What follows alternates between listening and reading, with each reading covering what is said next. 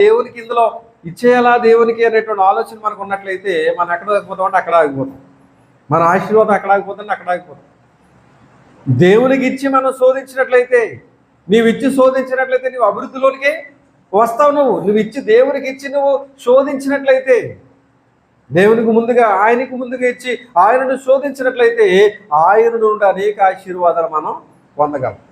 అందుకే కొంచెములో నమ్మకం అంటాడు. అందుకే ధ్యానారాలు తలంతులు ఆ ఉపమానం యేసుప్రభువు ఎందుకు చెప్పారు? అది ఏమంటే కొంచెములో నమ్మకంగా ఉండడం అంటే నీకు ఇచ్చినటువంటి దేవుడు నీకు ఇచ్చేటువంటి కొంచెములో నీవు నమ్మకముగా కనుక దేవుడు ఉన్నట్లయితే దేవుడు నిన్ను విస్తారమైనటువంటి దీవెనలకు ఆశీర్వాదాలకు వారసుడిగా చేస్తాడు. అంతేగాని కొంచెంలో నమ్మకం లేకుండా ఏమన్నా ఒక్కటి తీసుకున్న వాడుగా కనుక ఉన్నట్లయితే, ఒక్కటి తీసుకున్నవాడు ఏం చేశాడు? తీసుకెళ్ళి భూమిలో పాతి పెట్టేశాడు. యజమానుడు వచ్చి అడుగుతున్నాడు, ఏది నీకు ఇచ్చింది అన్నప్పుడు అది తీసుకొచ్చి ఆ చేతిలో పెట్టాడు అనమాట.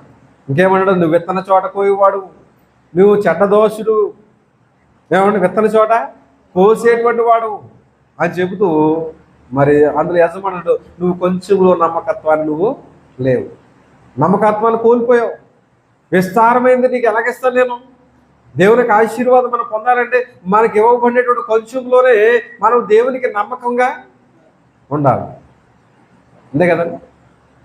మన మీటింగ్స్లో ఏమండి చక్కగా అందరూ కూడా ఏమండి వారికి కలిగినటువంటి దాంట్లో వచ్చి దేవుని కొరకు చక్కగా కానుకలు ఇచ్చారు. కనుక ఘనముగా దేవుని యొక్క పరిచర్యని జరిగించు, ఘనముగా. దాన్ని బట్టి ప్రతి కుటుంబానికి కూడా ఆశీర్వాదాలు ఇవ్వబడ్డాయి. ఎందుకనంటే దేవుని పని మనం ఎప్పుడైతే పని చేస్తామో మనం చేసినటువంటి కార్యమును బట్టి మనకేమవుతుందంటే ప్రతిఫలం అనేటువంటిది వాని క్రియలు చొప్పున నువ్వు ఎలా ఇచ్చావో తెలుసు. నువ్వు ఉన్నతమైన స్థితిలో ఉండి ఇచ్చావా, లేనటువంటి స్థితిలో ఇచ్చావా, నీకు లేకుండా ఇచ్చావా అనేది దేవునికి తెలుసు. సారేపతి అనేటువంటి ఊరిలో ఆ పేద విధవరాల దగ్గర ఉందా లేదా అనేటువంటి సంగతి దేవునికి తెలుసా లేదా? ఆ రోజుతో ఆ అప్పములు ఏమంటే తాను తన బిడ్డ తిని చనిపోవాలనేటువంటి ఆలోచన కలిగి ఉన్నటువంటి వారి దగ్గరికి ఎవరిని పంపించారంటే ఏలియాను పంపించారు. ఏమన్నా వాళ్ళకే ఆ రోజుతో అయిపోతున్నాయంటే మరలా దైవసేవుడు వచ్చి భోజనం పెట్టమన్నాడు. ఏమన్నా వారికి ఉన్నటువంటి దాతృత్వం ఎలాంటి చూడండి, వారు తిని చనిపోవాలనుకున్నటువంటి వారు వచ్చినటువంటి సేవకులను పెట్టారు. ఏమంటే తిన్న తర్వాత ఆశీర్వదించడం అండి. సూర్యచంద్రులు ఉన్నంత కాలము అంతే కదా, సూర్యచంద్రులు ఉన్నంత కాలము కూడా నీ ఆహారము సమృద్ధిగా ఉంటుందని ఆశీర్వదించబడింది. అందుకే కొంచెములో ఆ కుటుంబము నమ్మకముగా ఉంది కనుక విస్తారమైనటువంటి ఆశీర్వాదం కుటుంబం చూడగలిగింది. అలాగే మనము కూడా కొంచెంలో కనుక నమ్మకంగా కనుక జీవించినట్లయితే మనల్ని కూడా దేవుడు విస్తారమైనటువంటి దీవెనలకు పాత్రులుగా చేస్తాడు. ఏమండి అందుకే ఇక్కడ యేసుప్రభువు అన్నారు, కైసరివి కైసరికి, దేవునివి దేవుడు.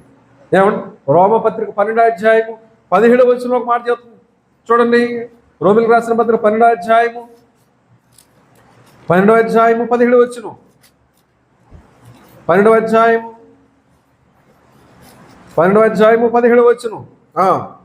కీడుకు ప్రతి కీడు ఎవరికి చేయవద్దు, కీడుకు ప్రతి కీడు చేయవద్దు, మనుషులందరి దృష్టికి యోగ్యమైన వాటిని గూర్చి ఆలోచన కలిగి ఉండి శక్యమైతే మీ చేతనైనంత మట్టుకు సమస్త మనుషులతో సమాధానముగా, సమస్త మనుషులతో కూడా ఎలా ఉన్నాడో సమాధానంగా ఉన్నాడు. కీడుకు ప్రతి కీడు ఎవరికి కూడా చేయొద్దు.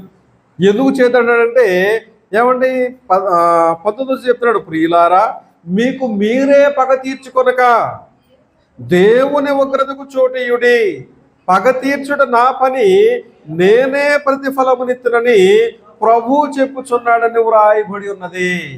కీడునకు ప్రతి కీడు ఎవరికి కూడా చేయొద్దు. ఏమండి ఇంకేమంటే మనుషులందరి దృష్టికి యోగ్యమైన వాటిని గూర్చి ఆలోచన కలిగి ఉండండి. ఏదైనా పని చేస్తే అందరికీ ఆమోదయోగ్యమా కాదా, అందరికి అవసరమైందా కాదా, లేదా నీ స్వార్థ ప్రయోజనం కోసం నువ్వు ఏదైనా చేస్తున్నావా, నీ స్వార్థం కోసం ఏదైనా చేస్తున్నావా, అందరి ప్రయోజనాన్ని ఆశించి నువ్వు చేస్తున్నావా, దేవుని గణపరిచేటువంటి విధంగా నువ్వేనా చేస్తున్నావా, ఆలోచన చేయాలి. ఏమండి అందుకే క్రైస్తవుడు మాట్లాడటానికి నిదానించేవాడిగా ఉండాలంటాడు. వినుటకు వేగురుపడువాని కాదు, కోపించుటకు నిదానించేవానిగా ఉండాలి. ఎందుకంటే మనుషుని యొక్క కోపము దేవుని యొక్క నీతిని నెరవేర్చదు అనేటువంటి విషయాన్ని అక్కడ జ్ఞాపం చేస్తూ ఉన్నాడు. అందుకే ఇక్కడ ఆలోచన చేసినట్లయితే కీడునకు ప్రతి కీడు ఎవరికి కూడా చేయొద్దు. ఏమన్నా పగ తీర్చుడు ఏమన్నాడు? నా పని నేనే పగ తీరుతాను, నాకు అవకాశం ఉండే. దేవుని ఒకరికి అవకాశం ఉండే చెప్తున్నాడు. ఎప్పుడు అవకాశం ఇస్తావు మనం? ఎప్పుడైతే నీ శత్రువు కొరకు నువ్వు ప్రార్థన చేస్తావో అప్పుడు నువ్వు దేవునికి అవకాశం ఇచ్చిన వాడు అవుతావు. దేవుడే అతనికి ప్రతిఫలాన్ని ఇస్తాడు. ఏమన్నా అందుకే కీడుకు ప్రతి కీడు ఎవరికి కూడా చేయవద్దు, వాని క్రియలు చొప్పున వానికి ప్రతిఫలాన్ని నేను ఇస్తానని చెప్తూ ఉన్నాడు.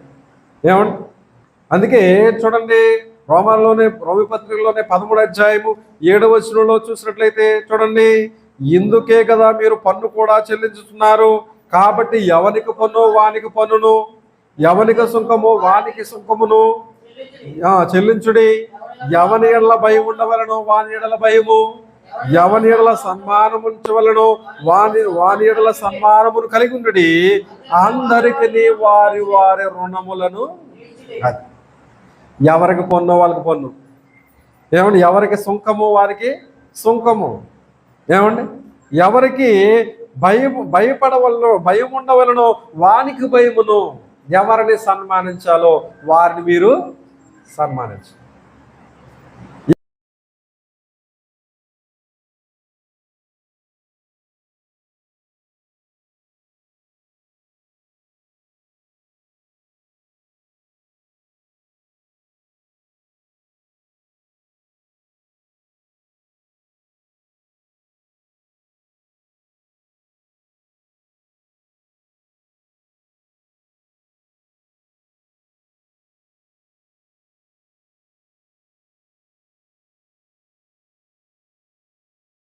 ఎక్కువ డబ్బులు ఇచ్చేస్తుంటారు.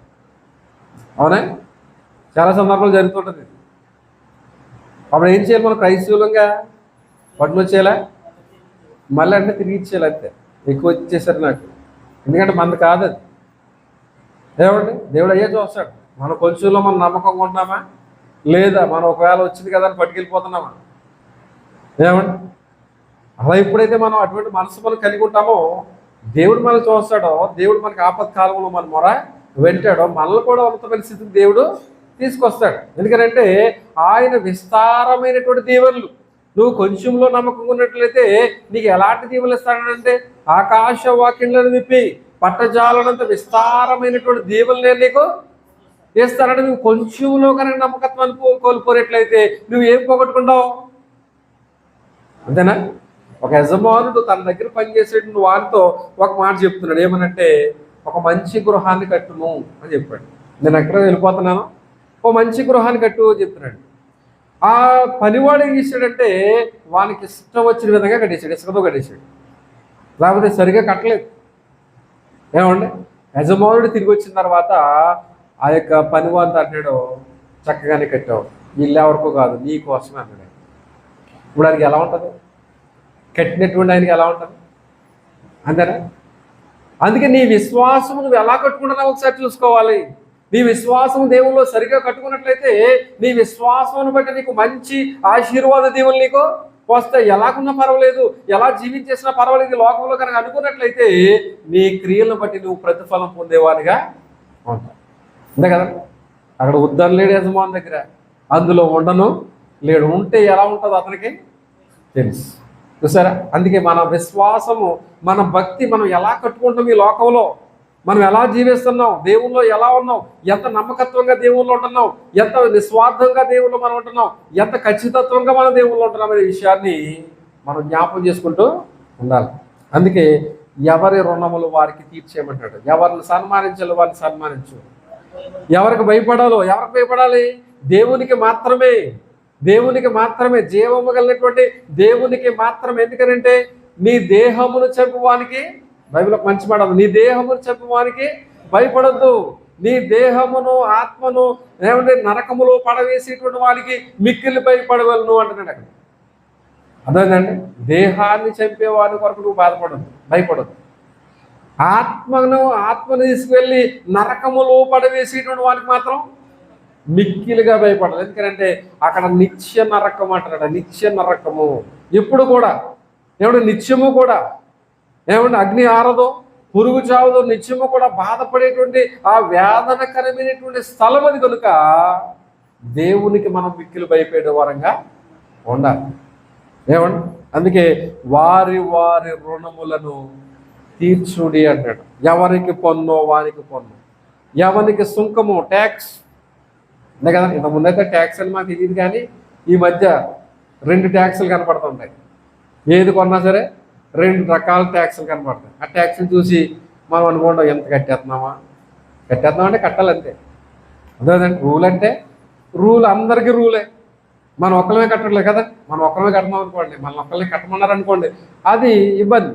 అందరూ కడుతున్నారు కనుక మనం కట్టడంలో అది పెద్ద ఉద్దేశం లేదు. కనుక ఎవరికి పన్ను వారికి పన్ను, ఎవరికి సుంకమో వారికి సుంకము, ఎవరికి భయపడాలో వారికి భయపడాలి, ఎవరిని సన్మానించాలో వారిని సన్మానించు, ఎవరి రుణాలు వాళ్ళకి నువ్వు తీర్చే భూమి మీద. ఎందుకంటే నీవు చేసినటువంటి కార్యములు బట్టే నువ్వు తీర్పులోనికి వస్తావు.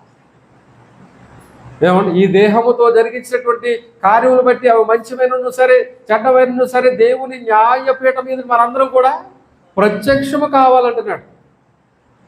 కనుక ప్రత్యక్షం అయిన తర్వాత ఆయన తీర్పు తీరుస్తాడు. కనుక తీర్పు తీర్చినప్పుడు కూడా ఏది ఉంది? బైబిలే. తీర్పు తీర్చినప్పుడు కూడా దేనిని ప్రామాణికంగా తీసుకున్నట్టు ఆయన దేవుని గ్రంథాన్ని. అదేనండి ఈ గ్రంథములో ఉన్నటువంటి వాక్యమును బట్టే నీకు తీర్పు అనేది తీరుస్తాడు. అంతే కదండి. సమాజముగా కూడుట అది మాట మనం చాలా సందర్భాల్లో మనం చదువుకున్నాం. ఎందుకు దేవుడు రాయించాడు అంటే మానొద్దని. ఒకవేళ మానేసినట్లయితే అడిగేది కూడా అదే, ఎందుకు మానేసావు? ఏమంటే ఎందుకు మానేసావు అంటే ఈ లోకాన్ని స్నేహిస్తున్నావా? లోకంలో ఉన్నదంతా శాశ్వతం అని అనుకుంటున్నావా? అంతే కదా. లోకంలో ఉన్నదంతా శాశ్వతమా? లోకము స్థిరమా? లోకంలో ఉన్నది శాశ్వతమా? కన్ను మూసిన తర్వాత ఏమైపోతుందో మనకి. అంతే కదా. బ్రతికున్నంత వరకే ఇది నాది నీది అది ఇది అంటాం, బ్రతికున్నంత వరకే. చనిపోయిన తర్వాత ఏమి కూడా లేదు. అందుకే లోకములో ఉన్నదంతా కూడా దేవునికి ఏమంటే దేవుని నీతిని నెరవేర్చదు కనుక ఎప్పుడు కూడా మనం ఏం చేయాలంటే మనము బ్రతుకున్నంత కాలము దేవునికి ఇష్టంగా జీవించున్నామా?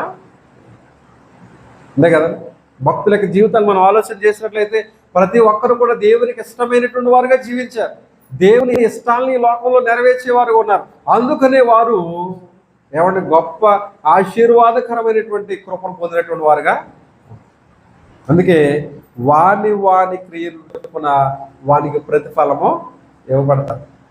ఏమండి మనం ఏం చేస్తున్నాం, ఏ కార్యములు కలిగి ఉన్నాం, దేవుని ఏ విధంగా మనం సంతోషపెడుతున్నాం, దేవుని పనులు ఏ విధంగా చేస్తున్నాం, ఏమంటే ఎట్టి కార్యము మనం కలిగి ఉన్నాం అనే విషయాన్ని ఇప్పుడు మనం జాగ్రత్తగా చూసుకుంటూ ఉండాలి. అందుకే కీర్తనకారుడు దావీదు కీర్తన 28వ అధ్యాయం 4వ వచనంలో ఒక మాట మనం చూసినట్లయితే, దావీదు కీర్తన గ్రంథము 28వ అధ్యాయము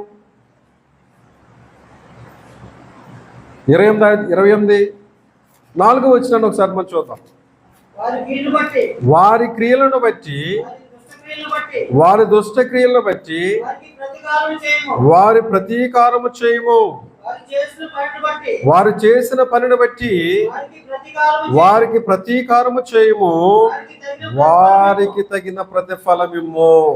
ఏమండి 5వ వచనం అన్నాడు, యెహోవా కార్యములను వారు లక్ష్య పెట్టరు, ఆయన హస్తకృత్యములను వారు లక్ష్య పెట్టరు, కావున ఆయన వారిని వృద్ధిపరచక నిర్మూలము చేయును. యెహోవా కార్యములను వారు లక్ష్య పెట్టరు, యెహోవా హస్తకృత్యములను వారు లక్ష్య పెట్టరు. అందుకని ఏమవుతుంది, దేవుడు వారిని వృద్ధిపరచక వారిని నిర్మూలన చేస్తూ ఉన్నాడు. ఆయన కార్యములు కనుక ఒకవేళ లక్ష్య పెట్టుకున్నట్లయితే, ఎందుకు ఈ సృష్టిని అంత సమస్తాన్ని దేవుడు సృజించాడంటే అది నీకు వినియోగపడాలని. నీకు వినియోగపడుతూ అది దేవుడు మహిమపరుస్తూ ఉంది. వినియోగించుకుంటున్నటువంటి నీవు ఎవరిని మహిమపరచాలి? సృష్టికర్తనా? అంతే కదా. వినియోగించుకుంటున్నటువంటి నీవు, ఆయన చేసినటువంటి హస్తకృత్యములన్నీ కూడా వినియోగించుకుంటున్నటువంటి నీవు చేసినటువంటి ఆయన్ని మహింపరచాలి. అందుకే సృష్టిని కాదు, సృష్టికర్తని మహింపరిచే వారంగా ఉండాలి. అందుకే ఇక్కడ వారు లక్ష్య పెట్టరు కనుక వారిని వృద్ధి చేయట్లేదు అన్నాడు. ఆయన ఆ లక్ష్య పెట్టకపోయినట్లయితే ఆయన వృద్ధి చేసేవాడు కాదు. 4వ వచనంలో వారి క్రియలను బట్టి, వారి దుష్ట క్రియలను బట్టి వారికి ప్రతీకారము చేయను, వారు చేసిన పని బట్టి వారికి ప్రతీకారము చేయను, వారికి తగిన ప్రతిఫలం ఇమ్ము. చేసినటువంటి దాన్ని బట్టి నువ్వు మంచి చేసినట్లయితే, ఈ లోకంలో దేవునికి ఇష్టమైన కార్యములు చేసినట్లయితే దేవుడు నిన్ను మంచి తీర్పు తీర్చేవాడుగా ఉన్నాడు. ఒకవేళ మంచి కార్యములు కాకుండా ఈ లోక సంబంధమైనటువంటి జీవన వ్యాపారంలో కనుక ఒకవేళ నువ్వు చిక్కుపడిపోతున్నట్లయితే నువ్వు తీర్పులోకి వెళ్తావు. తీర్పు నుంచి నిత్య నాశనానికి, నిత్య నరకానికి వెళ్ళేటువంటి అవకాశం ఉంది. అందుకే మన క్రియలు ఏ విధంగా ఉన్నాయనేది మనకు ఎప్పటికప్పుడు మనం సరి చేసుకుంటూ ఉండాలి. ఒకవేళ దేవునికి ఇష్టం కానటువంటివి ఏదన్నా కనుక ఉన్నట్లయితే వాటిని నీవు నీ నుంచి తీసేసుకో. ఎందుకంటే అన్ని శరీర అవయవాలు కలిగి ఉండి నువ్వు నరకములోకి వెళ్ళిపోడు కంటే అంగవైకల్యముతో నీవు జీవంలో ప్రవేశించడే మేలు అని చెప్తున్నాడు. అంటే తీసేసుకోమనంటే వాస్తవంగా తీసుకోమని కాదు, కానీ నీ అంతరంగంలో ఉన్నటువంటి స్వభావాన్ని తీసేసుకోమని. వాక్యము ద్వారా నీవు ఆ స్వభావాన్ని ఎప్పుడైతే తీసేసుకుంటామో అప్పుడు దేవునికి ఇష్టమైనటువంటి వారిగా మనం జీవించడానికి అవకాశం ఉంటుంది. అందుకే యోబు భక్తుడు కూడా యోబు యొక్క జీవితంలో చేసినట్టు ఒక కార్యం మనం చూసినట్లయితే యోబు గ్రంథం 34వ అధ్యాయము 11వ వచనంలో మనం గమనించినట్లయితే అక్కడ చూడండి ఏమంటున్నాడో, నరుల క్రియలకు తగినట్లుగా ఫలము ఆయన వారికి ఇచ్చును, అందరికీ వారి వారి మార్గములు బట్టి వారికి, అది నరుల క్రియలకు తగినట్టుగా ఫలము ఆయన వారికి ఇచ్చును. నీ క్రియలకు తగ్గట్టే వస్తుంది. మనకు పని తగ్గట్టే జీతం వస్తుంది. వారం అంతా సెలవు పెట్టేసి లేదా నెలలో అన్ని సెలవులు పెట్టేస్తే జీతం ఎక్కడ వస్తుంది? లేదా ప్రతిరోజు లేట్కి వెళ్తే జీతం వస్తుందా? కటింగ్సే పోతుంటాయి. నువ్వు సక్రమంగా వెళ్ళినట్లయితే నేను నెల అయ్యేసరికి చక్కగా జీతం. అలాగే ఇక్కడ నరుల క్రియలకు తగినట్లుగా ఫలము ఆయన వారికి ఇచ్చును, అందరికీ వారి వారి మార్గములను బట్టి వారికి ఫలం ఇచ్చును. మార్గములను బట్టి నువ్వు ఎంచుకున్న మార్గం ఏంటి? నువ్వు ఎంచుకున్న మార్గం సరైందా కాదా? దేవునికి అనుకూలమైందా కాదా? దేవునికి ఇష్టమైందా కాదా? ఈ లోకానుసారమైనటువంటి మార్గాన్ని కనుక నువ్వు ఎంచుకున్నట్లయితే, దేవునికి చోటు ఇవ్వకపోయినట్లయితే, దేవునికి అవకాశం ఇవ్వకపోయినట్లయితే ఆ మార్గంలో నువ్వు వర్ధిల్లడానికి అవకాశము లేదు. అందుకే వాని క్రియలు బట్టి వానికి ప్రతిఫలాన్ని దేవుడు ఇస్తాడు. అందుకే మన క్రియలు ఎలా ఉన్నాయి, మన క్రియలు ఎలా ఉంటున్నాయి, మన క్రియలు ఏ విధంగా మనం ఉండగలుగుతున్నాం, మన క్రియలు దేవునికి ఇష్టంగా ఉండగలుగుతున్నాయా, దేవుని మార్గాన్ని ఇతరులకు బోధించేటి, ఇతరులకు తెలియజేసేటువంటిగా ఉంటుందా? అందుకే మీ వెలుగు ఇతరుల ముందు ప్రకాశించండి అంటాడు. మీ వెలుగు ఇతరులకి ప్రకాశించాలి. ఎందుకని? మిమ్మల్ని బట్టి అనేకులు క్రీస్తులోనికి వచ్చేటువంటి వారు ఉంటారు కనుక వారి ఎదుట మీ వెలుగు ప్రకాశించండి అంటాడు. అందుకే మీరు లోకములకు ఏమై ఉన్నారో వెలుగై ఉన్నారు. మనం లోకానికి వెలుగై ఉన్నాం. ఎందుకు వెలుగై ఉన్నాం? వాక్యం మనలో ఉంది కనుక, వాక్యంతో మనం వెలిగించబడ్డావు కనుక ఈ లోకములకు ఏమై ఉన్నాం? వెలుగై ఉన్నాం. దారి చూపించవలసిన అవసరత మనది. దారి చూపించేవాడు సరిగ్గా చూపించలేదనుకోండి, అంతేనా? దారి చూపించేవాడు సరిగ్గా చెప్పాలి. మలికిపురం వెళ్ళాలంటే సరిగ్గా చెప్పాలి దారి. ఇటు పక్క ఎలా వెళ్ళిపోతున్నాం అనుకోండి, మలికిపురం ఎంతవరం వెళ్ళినా రాదు, అంతే కదండి. ఎక్కడెక్కడికో వెళ్ళిపోతారు. తెలియని ఎక్కడెక్కడికో వెళ్ళిపోతాడు. సరిగ్గా తెలియనప్పుడు నాకు తెలియదని చెప్పడం అంతవరకు, అంతేనా? తెలిసిన చెప్పి ఏదో చెప్పావు అనుకోండి, కుదరదు. వాక్యం కూడా అంతే. తెలిసి చెప్పినట్లయితే సరైన మార్గంలో మనం వెళ్తాం. తెలియకుండా కనుక ఏదైనా బోధించినట్లయితే బాధకుడు తప్పు మార్గంలోకి వెళ్ళిపోతాడు, వినేటువంటి వారు కూడా తప్పు మార్గంలోనికి వెళ్ళిపోతారు. కనుక ముందు వాక్యమును సరిగా అర్థం చేసుకుని గ్రహించిన తర్వాతనే దాన్ని మాట్లాడడానికి అవకాశం ఉంది. అందుకే బైబిల్ పరిమితులు ఇచ్చింది. పౌలు గారు కూడా ఎవరు పడితే వాళ్ళకి వాక్యాన్ని బోధించమని అవకాశం లేదు. తిమోతికి చెబుతూ తిమోతి పత్రికలో ఒక విషయాన్ని చెప్తున్నాడు. నీవు నా ఎదురు వినిన సంగతులు ఇతరులు బోధించటకు నమ్మకం కలిగినటువంటి, సామర్థ్యం కలిగినటువంటి మనుషులకి అప్పగించి నమ్మకం ఉండాలి. రెండవది సామర్థ్యం అనేటువంటిది ఉండాలి. ఎందుకంటే ఆ రెండు లేకపోయినట్లయితే వారు తప్పు మార్గమునకు దేవుని వాక్యాన్ని తీసుకెళ్లేటువంటి వారుగా. అందుకనే నీ క్రియలను బట్టి నీవు ప్రతిఫలాన్ని పొందుతావు కనుక నీ క్రియలు ఎలా ఉండాలి? ఏమండి, నువ్వు దేవుని కొరకు ఏం చేస్తున్నావు నీకు తెలుసు. నువ్వు దేవుని ఎలా మహిమపరుస్తున్నావు, సమస్త కార్యములను కూడా ఆయన ఎప్పటికప్పుడు చూస్తూ ఉన్నాడు. కనుక ఆయన చూచేటువంటి దేవుడు కనుక ఆయన ఎదుట మనము మన భక్తిని, మన యథార్థతను మనం ఎప్పుడు కూడా మనం కొనసాగించుకునేటువంటి వారంగా ఉండాలి. అట్టి కృప దేవుడు మనందరికీ కూడా సమృద్ధిగా దయచేయాలని కోరుతూ ఈ కొద్ది మాటలు ముగిస్తూ ఉన్నాను. దేవుడు మనందరినీ కూడా దీవించి ఆశీర్వదించునుగాక. ఆమేన్. ఈ సమయంలో ప్రభురాత్రి భోజన కార్యక్రమం చేద్దాం. 1 కొరింథీయులకు రాసిన పత్రిక 11వ అధ్యాయం 23వ వచనంలో, నేను మీకు అప్పగించిన దాన్ని ప్రభువును పొందితిని, ప్రభువైన యేసు తాను అప్పగింపబడిన రాత్రి ఒక రొట్టెను ఎత్తుకుని కృతజ్ఞతాస్తుతులు చెల్లించి దాన్ని విరిచి, ఇది మీ కొరకైన నా శరీరం, నన్ను జ్ఞాపకం చేసుకుంటే దీనిని చేయడం చెప్పిన సమయంలో ఆయన శరీరానికి సాదృశ్యమైనటువంటి రొట్టె కొరకు సహోదరులు చంద్రరావు గారు ప్రార్థనలు నడిపిస్తారు.